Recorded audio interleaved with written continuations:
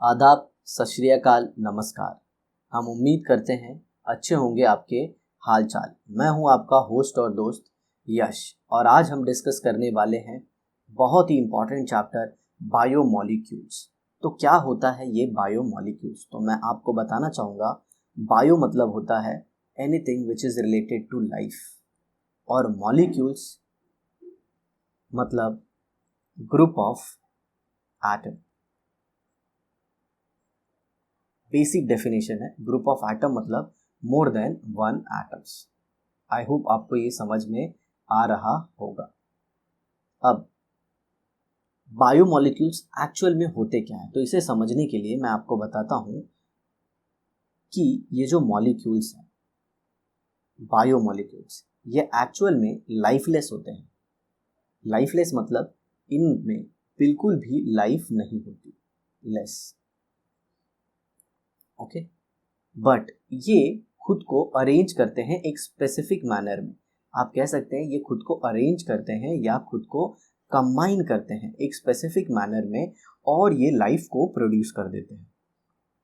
तो देखिए क्या गजब की चीज़ है, खुद लाइफलेस है बट ऐसे अरेंज हो जाते हैं कि लाइफ प्रोड्यूस हो जाती है। तो हम इन्हीं बायोमॉलिक्यूल्स के बारे में डिटेल में चर्चा करने वाले हैं। आपके दिमाग में ऐसा ख्याल आता होगा कि तो सर ये बायोमॉलिक्यूल्स एक्चुअल में है क्या? ये होते हैं protein, carbohydrate, lipids, minerals, vitamins, ये सब कुछ होते हैं। ठीक है, चलिए अब शुरू करते हैं। तो देखिए यहाँ पे, कैन यू रिकॉल, ये आपके प्रीवियस नॉलेज से रिलेटेड पूछा गया है। तो यहाँ पे क्या दिया गया है, what are the constituent of balance diet. एक बैलेंस डाइट के लिए क्या क्या होना चाहिए, मतलब आपका जो खाना है उसको परिपूर्ण होने के लिए, परिपूर्ण मतलब हर एक चीज, हर एक मामले में एकदम सही, मतलब अगर उसको खाएं आप तो आपका बॉडी एकदम हेल्दी रहेगा। तो क्या क्या होना चाहिए बैलेंस डाइट में? तो बैलेंस डाइट में सबसे पहले होना चाहिए प्रोटीन, दूसरा है फैट या फिर आप लिपिड कह सकते हैं, उसके बाद है विटामिन, ओके, कार्बोहाइड्रेट, मिनरल, और नो डाउट वाटर का होना भी बहुत ज़रूरी है साथियों। आगे देखिए, what are the products of digestion of carbohydrates. जब कार्बोहाइड्रेट डाइजेस्ट होता है ना तो क्या बनता है मेरे भाई, ये बताना है आपको। तो सिंपल, जब कार्बोहाइड्रेट डाइजेस्ट हो जाता है ना, ग्लूकोज बन जाता है। क्या बनता है? ग्लूकोज बनता है, और फिर वो ब्लड के थ्रू बॉडी में वेरियस पार्ट में पहुंचाया जाता है, जिससे अपने को क्या मिलता है? एनर्जी। हम कार्बोहाइड्रेट को डिटेल में पढ़ने वाले हैं। Which constituent of diet is useful for building muscle, मतलब देख रहे हो बॉडी बिल्डिंग करना है, मसल बनाना है, तो बताओ बिल्डर लोग क्या खाते हैं? बिल्डर लोग सर प्रोटीन का डब्बा लेके घूमते हैं। तो जी हाँ, आपको याद हो जाएगा प्रोटीन। नेक्स्ट देखिए, which constituent of diet is a source of high energy. Okay, high energy का सोर्स कौन सा डाइट है, मतलब खाने में ऐसे क्या खाएं जिससे अपने को बहुत ज़्यादा एनर्जी मिले? तो आपके खाने में लिपिड होना चाहिए, आई मीन फैट होना चाहिए। नॉनवेज खाओ, नॉनवेज खाओगे ना तो बहुत ज़्यादा एनर्जी मिलेगी। आ रहा है साथियों समझ में? आगे देखो, what is the genetic material of organism. Organism का जेनेटिक मटेरियल क्या होता है? तो आपने सुना होगा डीएनए टेस्ट कराओ इसका, इसने लफड़ा किया है। D stands for deoxyribose, N stands for nucleic, E stands for acid. तो इसके अंदर एक शुगर होता है जिसे हम डीऑक्सीराइबोस कहते हैं, और न्यूक्लिक एसिड होता है। तो न्यूक्लिक एसिड में क्या क्या डिटेलिंग होती है, ये सब कुछ हम चैप्टर में पढ़ने वाले हैं। तो चलिए बढ़ते हैं आगे। इंट्रोडक्शन दिया गया है यहाँ पे, principal molecule of living world. Principal molecules of living world मतलब ये जो जीजा जीजा बोल रहा हूँ, माफ कर दीजिएगा, ये टंग ऑफ स्लिप हो गया। अरे सर टंग ऑफ स्लिप नहीं, स्लिप ऑफ टंग। जी हाँ, ये जो जीता जागता लिविंग वर्ल्ड, लिविंग वर्ल्ड मतलब जीता जागता, वर्ल्ड मतलब ये जो दुनिया है, दुनिया। Bodies of living organism contain large number of different molecules which constitutes there structure. मतलब जो बॉडी होती है उसके अंदर बहुत सारे मॉलिक्यूल्स होते हैं। They are also part of various physiological process taking place in them. Okay, मतलब बहुत सारे फिजियोलॉजिकल प्रोसेस जो हमारे बॉडी में होते हैं, ये मॉलिक्यूल्स उनके पार्ट हैं। Primary structural material of organism are protein, मतलब प्रोटीन जो होता है वो प्राइमरी स्ट्रक्चरल मटेरियल है। मतलब मैं इन शॉर्ट बताऊं तो जो प्रोटीन होता है, प्रो मतलब first essential nutrient, okay, pro मतलब फर्स्ट इसेंशियल, फर्स्ट इसेंशियल आप कह सकते हो न्यूट्रिएंट।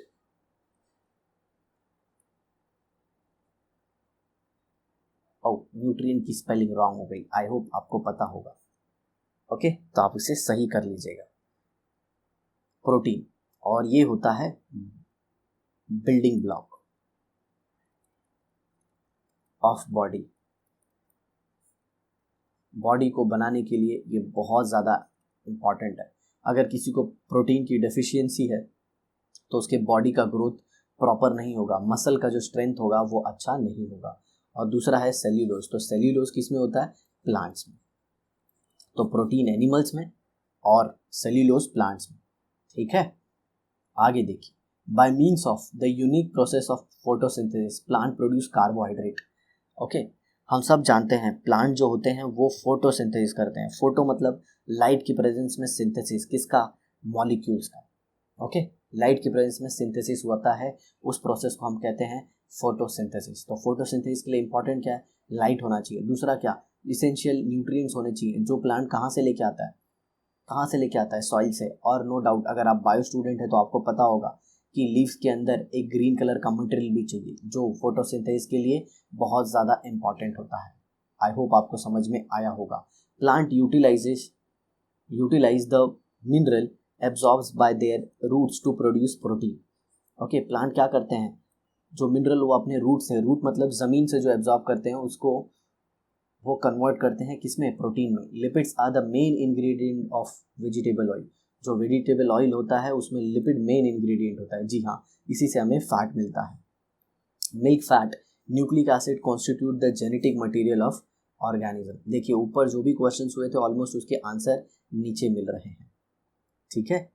तो न्यूक्लिक एसिड क्या होता है? जो जेनेटिक मटेरियल में मिलता है। In this chapter we are going to study some aspects of 3 principal biomolecules. मतलब ये चैप्टर में हम 3 प्रिंसिपल बायोमोलिक्यूल पढ़ने वाले हैं। कौन से? कार्बोहाइड्रेट, प्रोटीन और न्यूक्लिक एसिड। जी, ये हमारे प्रिंसिपल बायोमोलिक्यूल है, राइट।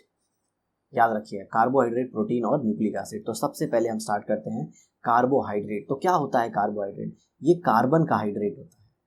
क्या होता है? कार्बन का हाइड्रेट। मैं थोड़ा सा भी बताता हूँ क्योंकि आगे इसका डिटेल में डिस्कशन है। ऐसे CnH2n, CxH2O, ये कार्बन हो गया और ये उसका हाइड्रेट हो गया। बट ये हर जगह सही नहीं होता, ये एक ओल्ड थियरी के हिसाब से इसका नाम रख दिया गया है। बट एक्चुअल में कार्बोहाइड्रेट क्या होते हैं वो अभी बताया गया है। From the simple chemical reaction of many carbohydrate it is understood that carbohydrates are polyhydroxy. देखिए यहाँ से स्टार्ट हो रहा है। पॉलीहाइड्रोक्सी अल्डिहाइड और कीटोन और compounds which give rise to such unit on hydrolysis. मतलब मैं थोड़ा डिटेल में आपको बताता हूँ कि कार्बोहाइड्रेट क्या होते हैं। थोड़ा सा मैं अपने साइड से भी इसमें कुछ ऐड करना चाहूँगा। Okay, carbohydrates are optically active, optically active polyhydroxy. Polyhydroxy मतलब ढेर सारे अल्कोहलिक ग्रुप। पॉलीहाइड्रोक्सी अल्डिहाइड और ketone. Okay, carbohydrates are optically active polyhydroxy aldehyde और ऑप्टिकली एक्टिव पॉलीहाइड्रोक्सी कीटोन और the substances which on hydrolysis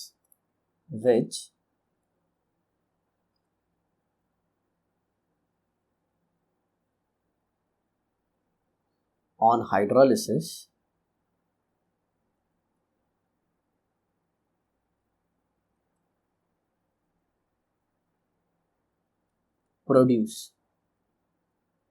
polyhydroxy, same यही चीज, which on hydrolysis produce polyhydroxy aldehyde और polyhydroxy ketone. मतलब carbohydrate polyhydroxy aldehyde या फिर polyhydroxy ketone होते हैं जो कि ऑप्टिकली एक्टिव होते हैं। ऑप्टिकली एक्टिव मतलब अगर उनमें से लाइट को आप पास करो तो राइट को रोटेट करेंगे, इधर क्लॉकवाइज या फिर anti clockwise, that is dextro और लिबोरोटेटरी।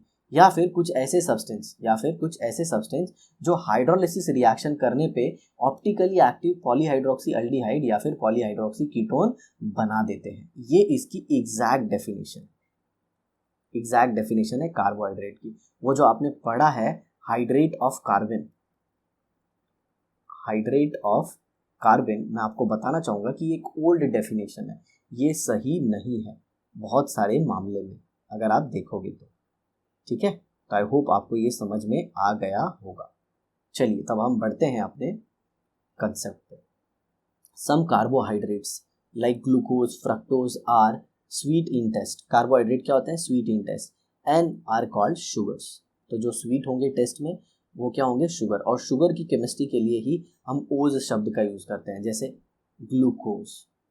तो ये ओज क्या रिप्रेजेंट करता है कि हम शुगर की केमिस्ट्री को पढ़ रहे हैं।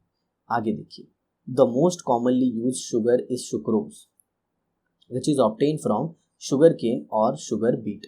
हाँ, शुगर केन मतलब आप सबको पता होगा गन्ना। अरे गन्ना वो आगे से भी काटेगा तो छोटा होता है, पीछे से भी काटेगा तो छोटा होता है, ऐसा कुछ सुना है क्या? उसको गन्ना बोलते रहे, गन्ना। The sugar present in the milk is called lactose. जो शुगर मिल्क में होता है उसे दोस्तों हम क्या कहते हैं? लैक्टोज कहते हैं। अरे ये देखो यहाँ पे तो क्वेश्चन भी आ गया, देखो क्या बोला है, ऑब्जर्व द फॉलोइंग स्ट्रक्चरल फॉर्मूले carefully and answer the following question. पहला वाला ग्लूकोज है, ये देख रहे हो, सबसे पहले CHO है, फिर CH को 4 OH ग्रुप है, मतलब CH 4 और OH भी 4 और CH2 OH है। ओके, और बोला क्या है, how many OH group are present in glucose, fructose and ribose. तो ये ग्लूकोज में कितने OH ग्रुप है? ये 4 हो गए और ये 5, तो 5 हो गए भाई। सर ये ऊपर वाला, तो याद रखो ऊपर वाला है ना, ये CHO है, अल्डिहाइडिक ग्रुप है मेरे भाई। ऐसे OH एक जगह देख लिया तो चिल्लाने नहीं लगने का कि सर यहाँ पे तो OH है, सर यहाँ पे OH है। तो 5 हो गए। इसमें देखो कितना, जी हाँ, अब यहाँ पे OH है, ये 3 4 और ये 5, इसमें भी 5 है, और इसमें ये 3 और ये 1 4, इसमें सिर्फ 4 है। आया समझ में? Which other functional group are present in this 3 compound. तो इसमें और कौन सा फंक्शनल ग्रुप प्रेजेंट है? तो ये देखो, इसमें सबसे पहले अल्डिहाइड था, तो ग्लूकोज में अल्डिहाइड है, और इसमें देखो ये वाला ग्रुप है, तो इसको कीटोन कहते हैं। क्या कहते हैं? कीटोन। और यहाँ पे देखो, यहाँ पे भी CHO है, मतलब इसमें और कौन सा है? Aldehyde. No doubt hydroxyl group alcohol तो है ही, बट उसके अलावा। आया बात समझ में? आगे देखिए, Greek word for sugar is saccharon. Greek word जो है शुगर के लिए वो क्या है? सैक्रोन। इसीलिए हिंदी में हम इसे शक्कर भी कहते हैं, शक्कर। देखिए हम भी ग्रीक से कितने इन्फ्लुएंस्ड हैं। Okay, hence carbohydrate are also called as saccharides. Carbohydrates को सैकराइड्स भी कहते हैं। ओके, आगे देखिए, origin of the term carbohydrate lies in the finding that molecular formula of many of them can be expressed as, many of them are not all, याद रखिएगा, CxH2OY। अरे sir ये तो आपने बताया था sir, for example glucose, sucrose या फिर स्टार्च। ओके, ग्लूकोज, सुक्रोज या फिर स्टार्च। आ रहा है समझ में? अब देखिए, अब मैं इसके ऊपर कुछ कहना चाहूँगा। देखिए क्या कहना चाहता हूँ। पहले ऐसे देखा गया, जैसे ग्लूकोज का फॉर्मूला देखिए, ग्लूकोज क्या होता है?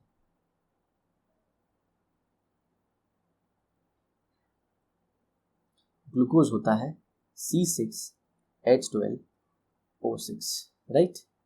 अब इसे मैं इस फॉर्मूले में कन्वर्ट करता हूँ, 6C और H2O भी कितना? 6। ये देखिए, तो आ गया ना, यहाँ पे X कितना है? 6, Y कितना है? 6। सर ये X और Y क्या है? CxH2OY।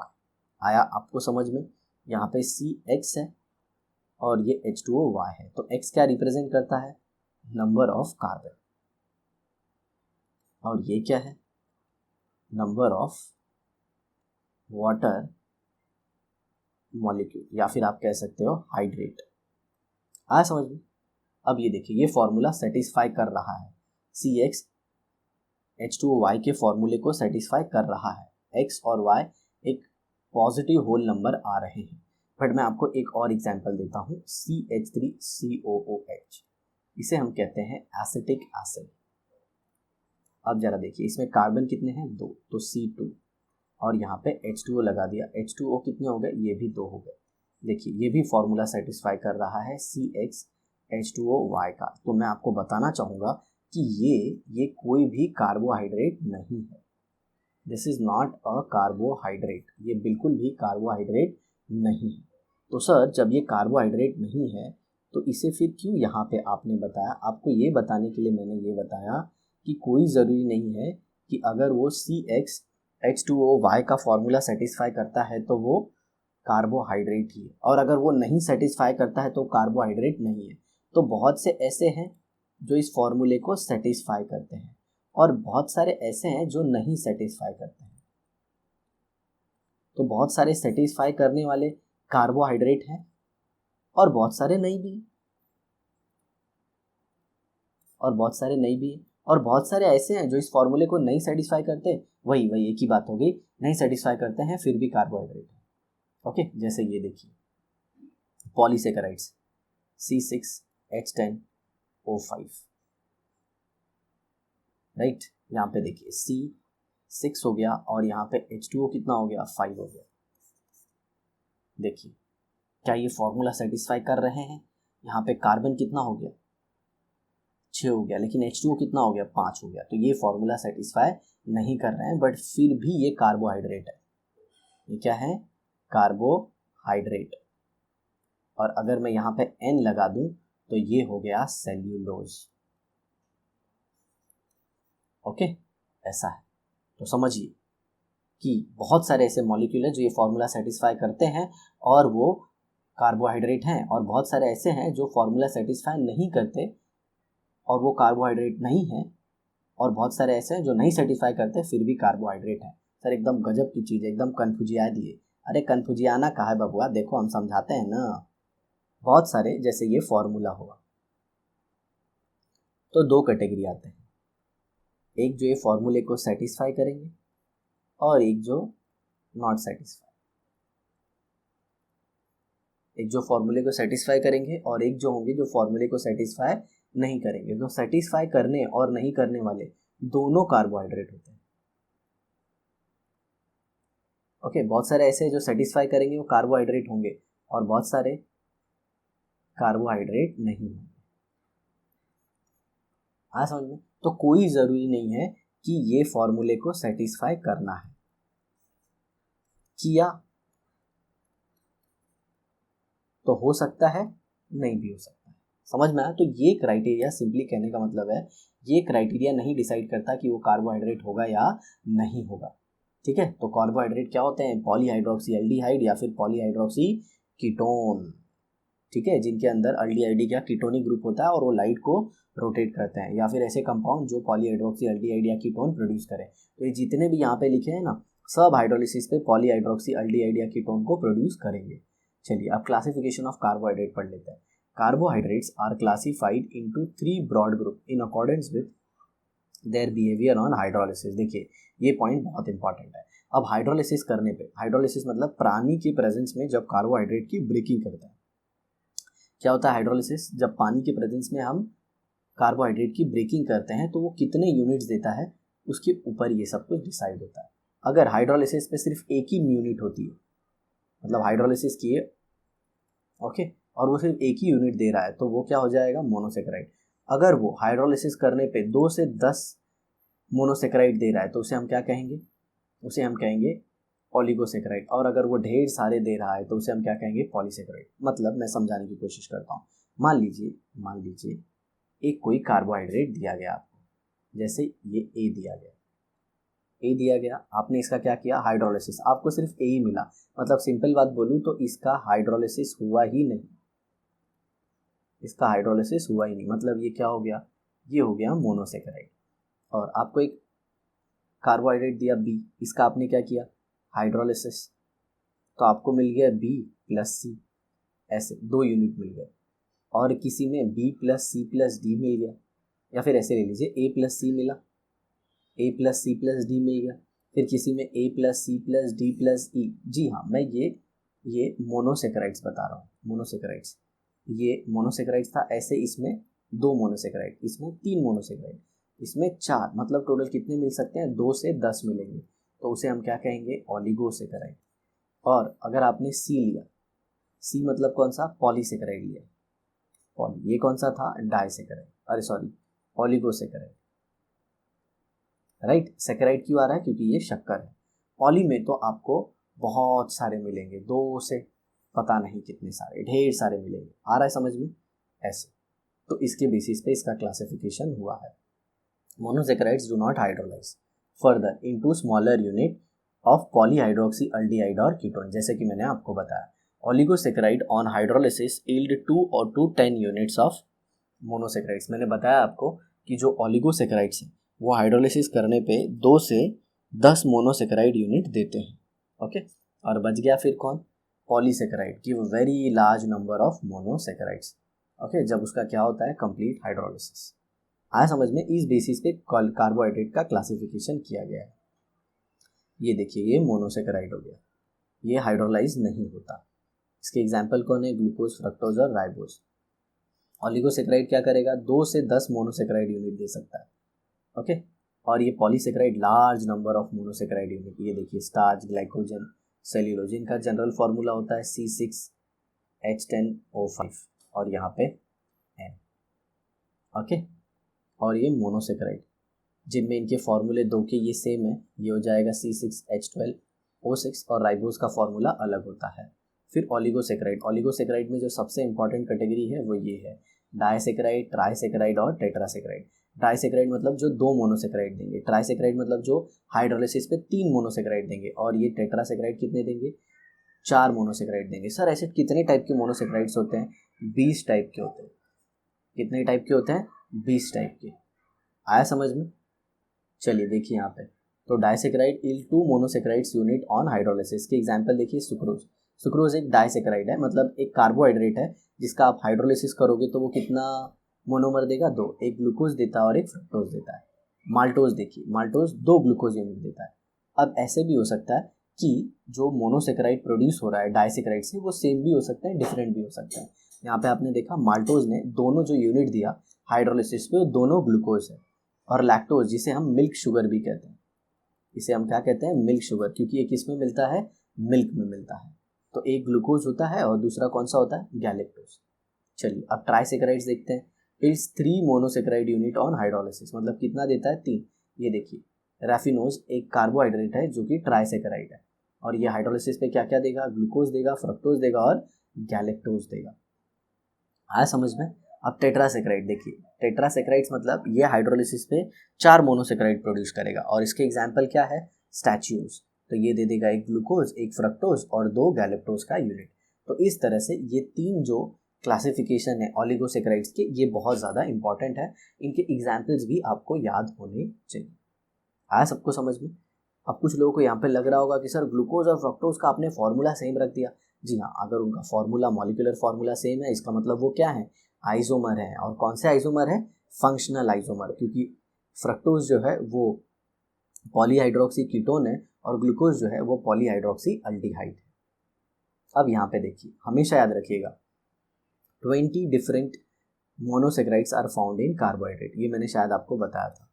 आगे देखिए, disaccharides are the most common oligosaccharide, मतलब ओलिगोसेकेराइड जो 2 से 10 मोनोसेकेराइड प्रोड्यूस करते हैं ना, उनमें 2 मोनोसेकेराइड प्रोड्यूस करने वाले ओलिगोसेकेराइड बहुत ही ज़्यादा कॉमन है, और उसे हम डाइसेकेराइड कहते हैं, okay.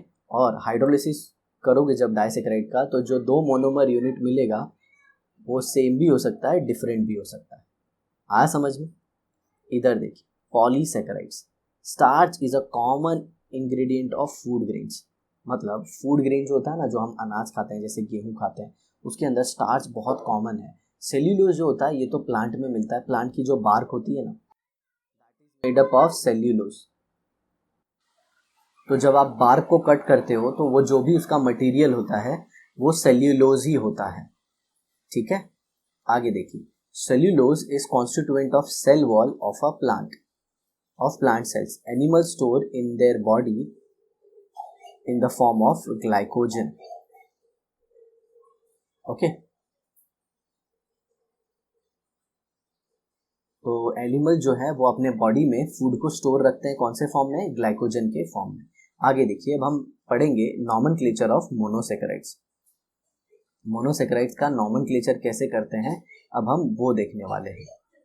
Nomenclature of monosaccharides according to IUPAC system of nomenclature, general name for monosaccharide is glycose. देखिए अब इसमें ओज क्यों है, ओज इसलिए है क्योंकि हम शुगर की केमिस्ट्री पढ़ रहे हैं और ये ग्लाई की जगह पे आएगा। अल्ड मतलब अल्डो या फिर कीटो, डिपेंड करता है वो जो हमने शुगर पढ़ रहे हैं उसके अंदर फंक्शनल ग्रुप कौन सा है। Monosaccharides with one aldehydic carbonyl group is called as aldose. Aldehydic ये फंक्शनल ग्रुप होता है, okay. While that with one ketonic carbonyl group is called ketose. तो कीटोन ये होता है C डबल बॉन्ड O, ठीक है। These names are further modified in accordance with the total number of carbon atom in monosaccharides। तो चलिए अब इसे मैं थोड़ा सा और अच्छे से बता देता हूँ। तो कार्बोहाइड्रेट जो है, जो मोनोसेक्राइड्स है, बेसिकली उनका नाम लिखा जाता है नंबर ऑफ, दो फैक्टर पे, नंबर ऑफ कार्बन एटम्स, और जो दूसरा है वो है type of functional group present other than hydroxyl group, other than hydroxyl group. सारे कार्बोहाइड्रेट में आपको हाइड्रोक्सिल ग्रुप तो मिलेगा ही। हाइड्रोक्सिल ग्रुप मतलब OH। तो देखिए एक चीज कॉमन क्या है, ओस, ओके। और उसके पहले फंक्शनल ग्रुप क्या लगेगा, अल्ड। और अगर उसके अंदर मान लीजिए 3 कार्बन होते हैं तो अल्डो ट्रायोज आएगा। क्या आएगा, अल्डो ट्रायोज। और मान लीजिए अगर कीटोन है तो क्या आ जाएगा, कीटो ट्रायोज, ओके।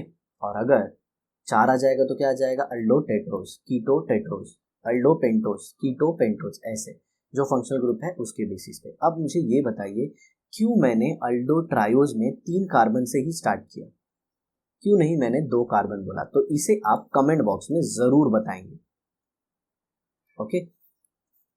और अगर आपने आंसर सही दिया तो हम आपका नाम अपनी वीडियो लेक्चर में जरूर लेंगे और मेंशन करेंगे कि हमारा जो ब्राइटेस्ट स्टूडेंट है वो कौन है।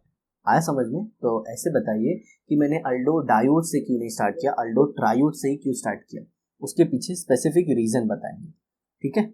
और या फिर अल्डो ट्रायोड से ही क्यों स्टार्ट होता है नाम मोनोसेकेराइड का, जो अल्डिहाइडिक फंक्शनल ग्रुप रखता है।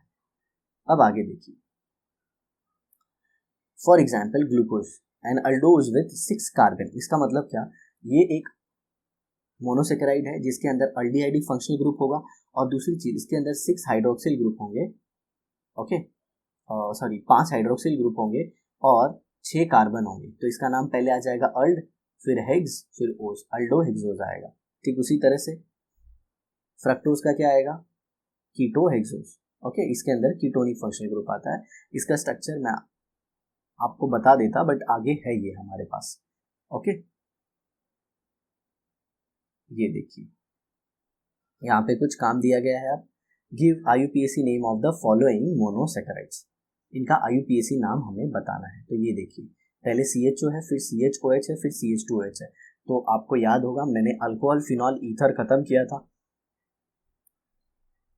उसमें बताया था कि हमेशा प्रायोरिटी ऑर्डर फंक्शनल ग्रुप, फिर मल्टीपल बॉन्डिंग और फिर सब्स्टिट्यूएंट को आता है। तो फंक्शनल ग्रुप ये हो गया, तो इसे 1 नंबर, ये 2 नंबर और 3 नंबर, ओके।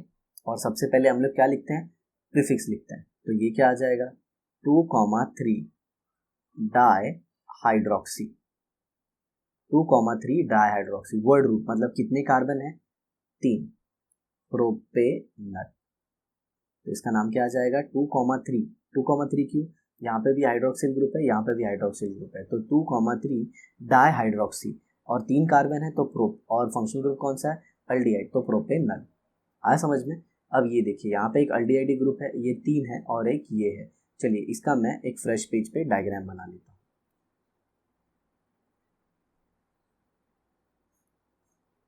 तो देखिए यहाँ पे ये क्या हो गया CHO और फिर यहाँ पे क्या है CH OH शायद से थ्राइस है और यहाँ पे CH2OH है। एक बार क्रॉस चेक कर लेते हैं कि जो दिया है ये सही है या नहीं। ठीक है, चलिए देख लेता हूँ। तो ये देखिए थ्राइस ही है और CH2OH ही है, मतलब ये सही है। तो इसको थोड़ा सा ओपन कर लेते हैं। तो ये हो गया C डबल बॉन्ड OH, यहाँ पे कितना कार्बन है CHOH, 3 है CHOH। OH लेफ्ट राइट भी हो सकता है, बट मैं IUPAC नाम के टाइम पे हमें इससे मैटर नहीं करता कि वो कौन से साइड है। OH देखिए ये वाला OH जो है ये लेफ्ट भी हो सकता है, तो ये मॉलिक्यूल का ऑप्टिकल रोटेशन अलग होगा, मतलब लाइट को ये अलग तरीके से रोटेट करेगा अगर एक भी OH इधर उधर हो जाता है तो। ठीक है, वो तो डिपेंड करेगा मशीन से हमें पता चलता है कि कोई सब्सटेंस लाइट को क्लॉकवाइज रोटेट करता है या फिर एंटी क्लॉकवाइज रोटेट करता है, और उसे हम पोलैरीमीटर कहते हैं। और ये CH2OH आ गया। तो नंबरिंग यहाँ से करेंगे 1 2 3 एंड 4। ओके, तो कहाँ कहाँ फंक्शनल ग्रुप है ये देखिए। ये पहला फंक्शनल ग्रुप ज़्यादा प्रायोरिटी वाला, और फिर लो प्रायोरिटी वाले इधर है। OH है, OH है, OH है और OH है। कौन कौन से कार्बन पे? सेकेंड, थर्ड और फोर्थ कार्बन पे। तो चलिए शुरू करते हैं नाम लिखना। तो क्या आ जाएगा 2, 3, 4 ट्राई हाइड्रोक्सी, ट्राई हाइड्रोक्सी। और कितने कार्बन है? 1 2 3 4 प्रोपेनल। ओके, ट्राई नहीं आएगा, ये 3 थे ना, ये 3 और ये 4। तो ये देखिए ये 1 हो गया, 2 हो गया, 3 हो गया, 4 हो गया और ये 5 हो गया। तो 2 3 4 5 आएगा। चलिए अच्छा हो गया, हम एक मिस्टेक से बच गए, वरना कमेंट बॉक्स में आप लोग पूरा भर डालते, अरे सर कितना गलत करते हो सर। ओके, कभी कभी ऐसे होता है, मन है भटक जाता है यारों, समझ रहे हो ना? ऐसा मन ही क्या जो भटके ना। अरे सर गजब बात बोल गए, अपने साथ तो ऐसा ही होता है सर, ये 11th 12th का आपको पता नहीं है सर। बस, तो ये क्या हो गया 2 4 2 3 4 5, फिर यहाँ पे आ जाएगा टेट्रा। ओके, और कितने कार्बन हो गए? 5, तो ये हो जाएगा टेट्रा। ओके, काम करते हैं, पूरा ही नाम लिख देता हूँ। 2 3 4 5 टेट्रा हाइड्रोक्सी। हाइड्रोक्सी क्यों? क्योंकि OH ग्रुप 4 है, और टेट्रा क्यों? 4, और ये उनकी पोजीशन। Okay, tetra hydroxy pentanal. Al क्यों लगा? क्योंकि अल्डिहाइड है तो Al लगाना होता है, और 5 कार्बन थे इसीलिए पेंट। तो आई होप आपको ये समझ में आया होगा। नेक्स्ट एग्जाम्पल ले लेते हैं। यहाँ पे देखिए CH2OH है, CO है, और फिर ये 4 और फिर ये CH2OH। तो इसे भी ड्रॉ कर लेते हैं। चलिए, तो ये हो गया CH2OH, और यहाँ पे क्या है? CHOH, और फिर यहाँ पे कितना CHOH दिया है? 4 CHOH। एक सेकेंड, यहाँ पे CO है तो इसे मिटाना होगा। तो ये हो गया C डबल बॉन्ड O, और फिर ये CHOH, और फिर ये CHOH, और लास्ट में एक और CH2OH। ओके, तो ये क्यों मैंने बनाया? क्योंकि ये सेंटर में 4 दिए हुए थे, आप देख सकते हैं यहाँ पे। ये देखिए ये 4 दिया था ना, इसके वजह से उसके ऊपर CO और CH2OH एकदम ऊपर और एकदम नीचे। ये देखिए, तो अब सबसे ज़्यादा इंपॉर्टेंट फंक्शनल ग्रुप कौन सा है? ये है अल्डिहाइड। ओके, तो इसको कैसे लिखेंगे? यहाँ से लिखेंगे 1 2 3 4 5 6 7। सर आपने ऐसा क्यों किया? ओके, आपने ऐसे क्यों किया? ऊपर से क्यों स्टार्ट किया, नीचे से क्यों नहीं स्टार्ट किया? तो ऊपर से देखो, CO को कौन सा नंबर मिल रहा है? सेकेंड मिल रहा है, लेकिन नीचे से कौन सा मिलता? 1 2 3 4 5 6 मिल जाता। तो प्रायोरिटी नीचे से नंबरिंग करने पे कम हो जाती। तो इसका नाम कैसे लिखेंगे साथी? इसका नाम लिखेंगे कुछ ऐसे। पहले तो हाइड्रोक्सी की पोजीशन दिखाना होगा, तो क्या हो जाएगा 1 3 4 5 6 7। कितने हाइड्रोक्सी हो गए? 6 हाइड्रोक्सी हो गए। 1 2 3 4 5 6। तो क्या बोलेंगे? Hexa hydroxy. Okay, 1 3 4 5 7 hexa hydroxy. कितने कार्बन है? 7। तो